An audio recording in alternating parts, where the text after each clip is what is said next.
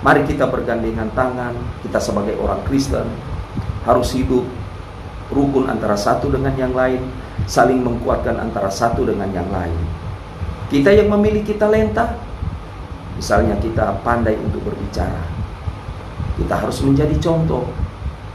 Jangan kita sendiri pintar berbicara firman, tetapi kita tidak menghasilkan firman, percuma.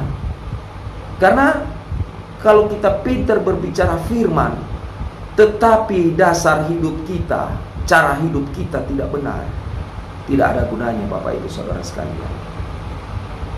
Talenta yang ada dalam diri kita mari kita kembangkan. Tetapi kita bukan jadi pendengar firman, bukan menjadi pinter dalam menyampaikan firman, jago menghafal ayat, tetapi kita harus menjadi pelaku-pelaku firman yang takut akan Tuhan. Kembali, kita pasti akan berhadapan dengan pengadilan Kristus.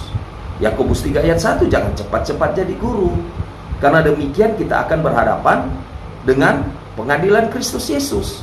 Jadi segala sesuatu itu kita harus lihat, apakah kita ini berkenan di mata Tuhan. Sebagai penyampai firman Tuhan, harus hidup sesuai dengan firman yang kita sampaikan. Di dalam kitab 1 Korintus 15 ayat 58 dikatakan, karena itu saudara-saudaraku yang kasih, berdirilah teguh, jangan goyah, dan giatlah selalu dalam pekerjaan Tuhan. Sebab kamu tahu bahwa dalam persekutuan dengan Tuhan jerih payahmu tidak sia-sia. Jadi kita harus berdiri teguh, jangan goyah, dan giatlah selalu dalam pekerjaan Tuhan. Kalau kita bekerja di ladang Tuhan dengan penuh semangat, contohnya kemarin Komando Pasukan Kristus mengadakan KKR penginjilan jalanan yang dilaksanakan di Bendar 45. Karena kami merasa bahwa ketika kita melayani Tuhan, di situ kita akan dituntun oleh Tuhan. Waktu kesempatan ini singkat Bapak Ibu Saudara sekalian. Gunakanlah waktu yang Tuhan berikan dalam kehidupan kita dalam hal-hal kebaikan. Gunakan waktu yang ada. Mungkin kita ada lulusan teologi, ada yang pintar mengajar. Mari kita terapkan. Kita lihat di luar sana, banyak orang yang perlu kita selamatkan, karena mereka membutuhkan firman Tuhan. Mari Bapak Ibu Saudara sekalian, kita ajarkan mereka, kita ajak mereka. Ketika mereka mulai mengenal firman Tuhan, kita harus apa? Kita harus kuatkan mereka, bimbing mereka. Jangan sampai orang sudah masuk Kristen, kita biarkan mereka, kita tidak bimbing mereka. Akhirnya talenta kita menginjil, di kemudian hari Tuhan minta pertanggungjawabkan apa yang kau buat. Sudah jadi orang tua rohani, sudah jadi pembimbing rohani, tetapi kita tinggalkan mereka, percuma. Jadi kita harus membimbing mereka supaya mereka itu mengenal Yesus Kristus. Nah, kemudian kita tetap semangat di dalam pelayanan Tuhan. Di dalam Roma 12 ayat 11 dikatakan, janganlah hendaknya kerajinanmu kendor, biarlah rohmu menyala-nyala, dan layanilah Tuhan. Melayani Tuhan dengan sungguh-sungguh, dengan sukacita. Tunjukkanlah bahwa kita sebagai laskar Kristus yang berdiri tegap untuk menyampaikan firman Tuhan, kebenaran firman Tuhan, sehingga banyak jiwa-jiwa datang kepada Tuhan. Jadi selain mereka rajin, mereka juga harus, orang Kristen itu harus memiliki hikmat dan kepintaran. Di dalam Yesaya 49 ayat 4 dikatakan, tetapi aku berkata, aku telah bersusah-susah dengan percuma, dan telah menghabiskan kekuatanku dengan sia-sia dan tak berguna, namun hakku terjamin pada Tuhan dan upahku pada Allahku.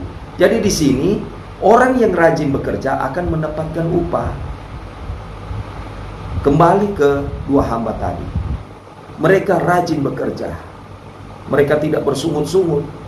Tentunya kalau orang rajin bekerja, itu adalah salah satu ibadah. Bagaimana kita beribadah? Setiap hari baca firman, setiap hari berdoa, tetapi kita malas bekerja. Apa kata firman Tuhan? Orang malas tidak boleh diberi makan. Jadi kita sebagai orang Kristen harus rajin bekerja. Karena kalau orang rajin bekerja, pasti akan mendapatkan pahala. Apalagi juga, kembali lagi, apalagi kita sebagai hamba-hamba Tuhan, rajin bekerja di ladang Tuhan, melayani, jangan bersungut-sungut. Karena ada mungkin, ini mungkin, ketika mungkin dia melayani Tuhan, dia cuma berpikir untuk mendapatkan uang. Akhirnya pelayanannya itu sudah tidak murni lagi, karena pikirannya itu cuma pikir uang, uang, dan uang. Hati-hati seorang hamba Tuhan seperti itu. Melayani dengan tulus, melayani dan memberkati. Kalau kita cuma bermotivasi karena uang, kalau kita hanya bermotivasi untuk tampil di depan supaya terkenal, kalau kita punya motivasi untuk sesuatu untuk diri kita, tetapi bukan untuk Tuhan, segala sesuatu yang kita kerjakan sia-sia. Alkitab mengatakan seperti upaya menjaring angin. Percuma Bapak Ibu Saudara sekalian, kita hidup, Tuhan masih memberikan kesempatan kepada kita agar supaya waktu yang ada kita gunakan dengan sebaik-baiknya. Bekerja, bekerja, dan bekerja, menghasilkan buah-buah yang baik. Harta dan kekayaan yang kita timbun, yang tidak menghasilkan, semuanya sia-sia belaka.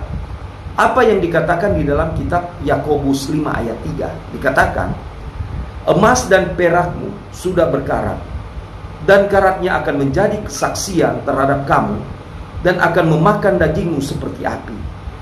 Kamu telah mengumpulkan harta pada hari-hari yang sedang berakhir. Itu untuk apa? Jangan sampai kita itu ya seperti itu. Kemudian setiap orang yang memperoleh karunia Allah berupa kekayaan, harta benda, dan kemuliaan, ia tidak akan berkekurangan. Tetapi orang yang tidak dikaruniai kuasa oleh Allah mengalami kesia-siaan dan penderitaan yang pahit. Di dalam Pengkhotbah 1 ayat 2, apa dikatakan? Dikatakan begini, ada suatu kemalangan yang telah kulihat di bawah matahari, yang sangat menekan manusia. Orang yang dikaruniai Allah kekayaan, harta benda, dan kemuliaan, sehingga ia tidak kekurangan satu pun yang diingininya. Tetapi orang itu tidak dikaruniai kuasa oleh Allah untuk menikmatinya, melainkan orang lain yang menikmatinya. Inilah kesia-siaan dan penderitaan yang pahit. Itu orang malas. Orang malas cuma, istilah orang, cuma lihat-lihat orang yang berhasil, tetapi dia cuma merenungi, dan merenungi. Tidak ada hasil apa-apa. Iman tanpa perbuatan adalah sia-sia. Iman tanpa perbuatan adalah mati. Jangan kita sama seperti itu. Tetapi talenta yang ada di dalam diri kita harus kembangkan. Kembangkan itu, jangan kita simpan. Contoh,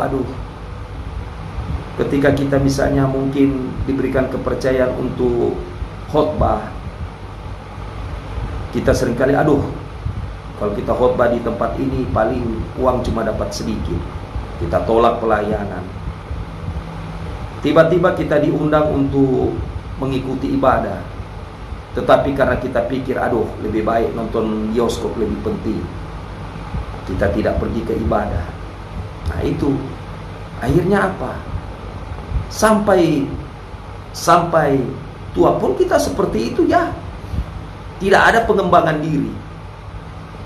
Makanya kita harus kembangkan talenta yang ada pada kita. Kepercayaan itu paling penting. Ketika kita punya misi untuk melayani Tuhan, jangan pandang-pandang bulu.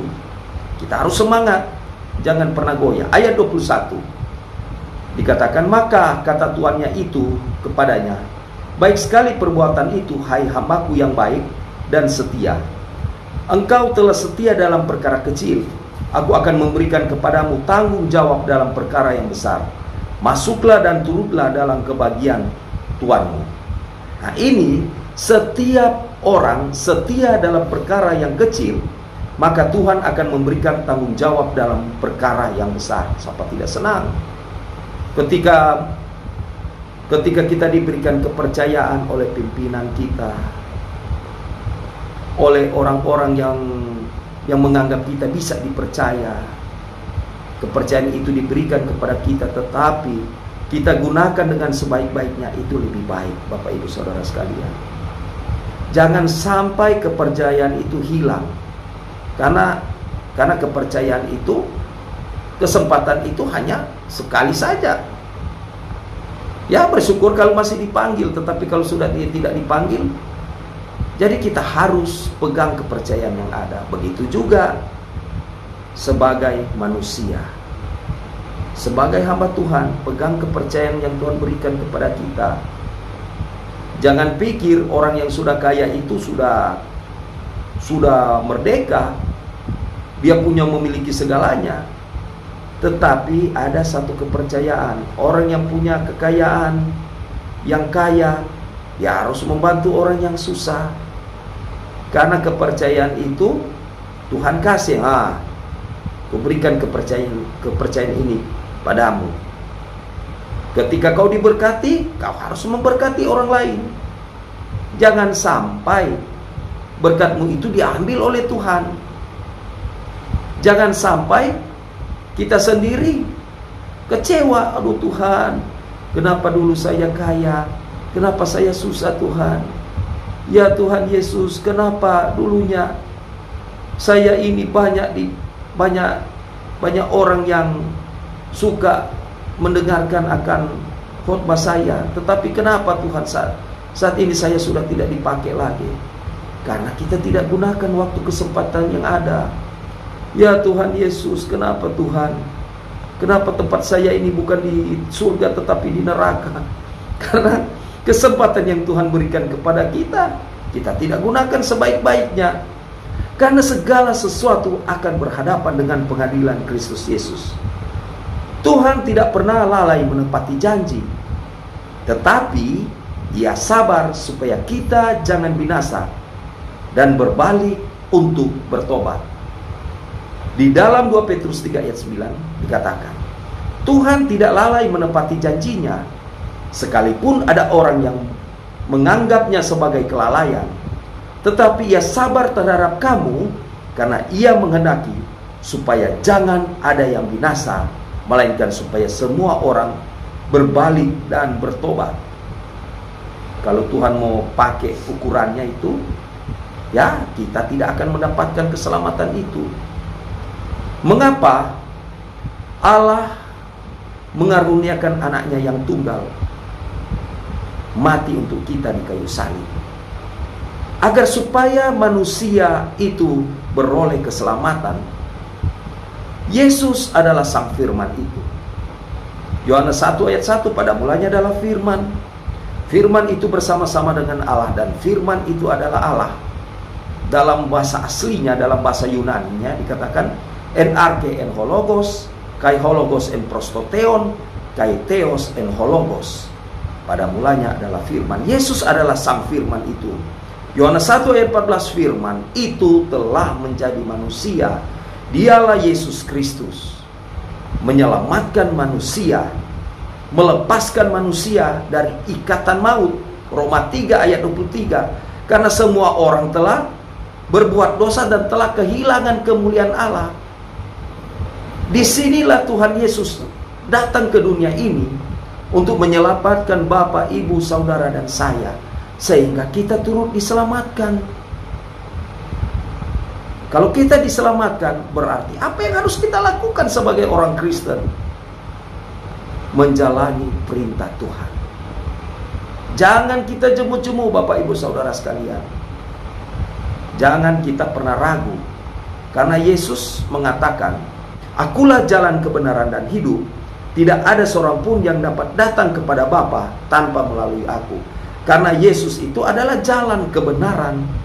Karena di dalam Tuhan Yesus Kristus ada jalan keselamatan. Tidak ada jalan keselamatan lain selain di dalam Tuhan Yesus Kristus.